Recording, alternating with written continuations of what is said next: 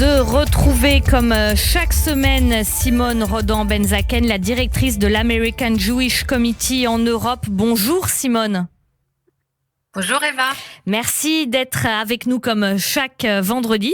Simone, vous nous parliez la semaine dernière de Kanye West et de la façon dont il a utilisé les réseaux sociaux avec ses millions de followers pour déverser des discours de haine antisémites.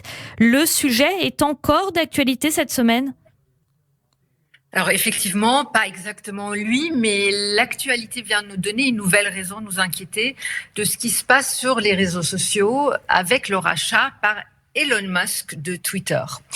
En dehors du fait que Kanye West ou Ye soit son ami et qu'il est revenu sur Twitter, Musk a explicitement fait comprendre que pour lui, la liberté d'expression est absolue et qu'il souhaite limiter la suppression de contenu sur la plateforme alors que cette dernière était déjà considérée par la plupart des gens comme largement permissive.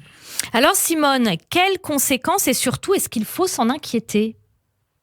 Ouais, malheureusement, je pense qu'il faut s'en inquiéter. Le discours de haine, on le sait, ne reste jamais dans le monde virtuel. La violence en ligne, bien souvent, se retrouve également hors ligne. Un des cas fréquemment cités pour l'illustrer est celui de l'attaque de Pittsburgh en 2018, où le tireur qui est entré dans la synagogue en criant « mort aux Juifs » avait un compte sur les réseaux sociaux d'extrême droite, Gab, où il avait exprimé sa haine des Juifs, mais aussi son envie de passer à l'acte. Alors bien entendu, si Internet a profondément modifié l'accès à l'information, il joue aussi franchement un rôle non négligeable dans les problèmes que rencontrent aujourd'hui nos démocraties libérales. Les réseaux sociaux ont entièrement fragmenté l'espace public car les personnes partageant les mêmes idées ont tendance à ne se parler qu'entre elles et les désaccords sont rarement débattus et se transforment rapidement en haine. Alors c'est l'une des raisons pour lesquelles la présidente de la Commission européenne, Ursula von der Leyen, a mis en point d'honneur à travailler sur la souveraineté numérique de l'Europe. Alors l'un des aspects de ces objectifs est le Digital Services Act, le DSA, un accord qui promet de limiter de manière plus importante le partage de contenu haineux en Europe et qui entrera en vigueur uniquement le 1er janvier 2024. Mais cela, est-ce que ça peut avoir un impact pour les entreprises américaines telles que Twitter, par exemple ? Alors, après le rachat et l'annonce d'Elon Musk de ce qu'il avait appelé la libération de l'oiseau, Thierry Breton, le commissaire européen au marché intérieur, lui avait rappelé qu'en Europe, l'oiseau volera selon nos règles. Oui. Alors, Musk, pour l'instant, a promis de les respecter. Mais aux États-Unis, on voit déjà en quelques jours, voire en quelques heures, après le rachat de Musk, une augmentation fulgurante des contenus problématiques.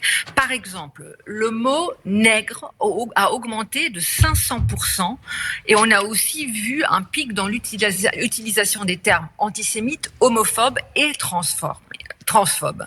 Alors, ironie de l'histoire, il faudrait également ajouter que le premier investisseur de Musk pour le rachat de Twitter est l'Arabie Saoudite, le même pays qui emprisonne ses opposants quand ils expriment la moindre critique à l'égard de la famille royale. Alors, si le sujet inquiète, au moins des conversations importantes se mettent en place. C'est le cas du projet Liberty sur la paix de la sécurité en ligne qui aura lieu ici à Paris le 10 novembre, co-organisé par nous, l'American Jewish Committee, le Paris Peace Forum et d'autres pour amener des acteurs publics et privés à échanger sur ce qui devrait être l'Internet de demain. Alors, il est clair que le cas de Twitter, il sera clairement et largement abordé. Pour l'Europe, il est pour l'instant plutôt rassurant de savoir qu'avec notamment ce que j'ai dit, le DSA, de nouveaux moyens seront alloués pour permettre la modération de contenus haineux et illicites. Mais pour les États-Unis, où aucun cadre législatif n'existe et où la liberté d'expression est protégée par le premier amendement et où il est finalement décidé par quelques-uns, par l'Arabie Saoudite, par Musk, où commence et s'arrête la liberté d'expression, franchement, un nouveau cadre, des contre-pouvoirs qui protégeront les utilisateurs et les citoyens devront bien être inventés.